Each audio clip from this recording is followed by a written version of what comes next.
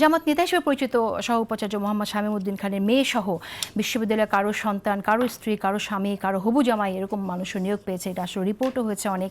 এটা তো আসলে স্বৈরাচার সরকারের কার্বন কপি আসলে ফলো করা হচ্ছে। আমরা বলছি বৈষম্য মুক্তির কথা, কিন্তু নিজেদের লোককেই সব জায়গায় নিয়োগ দিচ্ছি।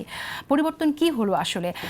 আর এই যে প্রশাসন নিরপেক্ষ না, এই যে অভিযোগটা আসছে, অভিযোগ থেকে মানুষ বের হবে কি করে? প্রথম কথা হচ্ছে, দেখেন এই অভিযোগগুলো কেন আসবে। ধরেন কাকে আমরা জামাতপন্থী বলছি, কাকে আমরা বিএনপি পন্থী বলছি।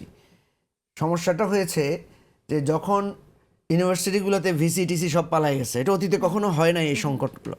যখন সচিব টচিব সহ ডিসি টিসি যখন সরে গেছে, অন্তর্ধানে চলে গেছে, তখন আপনি ওখানে লোক নিয়োগ দিবেন। তো কাকে নিয়োগ দিবেন? নিয়োগ দিবেন প্রধানত যারা যে যোগ্য। হ্যাঁ, তো যোগ্য বলতে যারা অতীতে নানাভাবে যোগ্যতা সত্ত্বেও যারা বঞ্চিত হয়েছেন।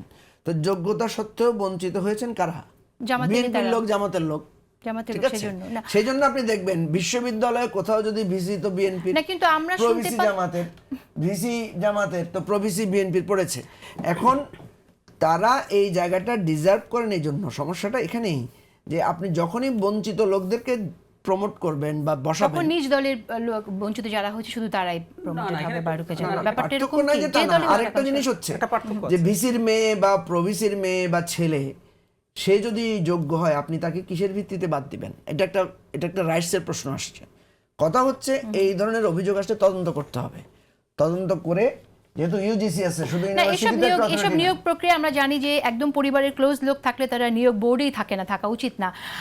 আমি ডক্টর জাহিদুর রহমান আপনার কাছে শুনি যে আমরা তো আসলে এই যে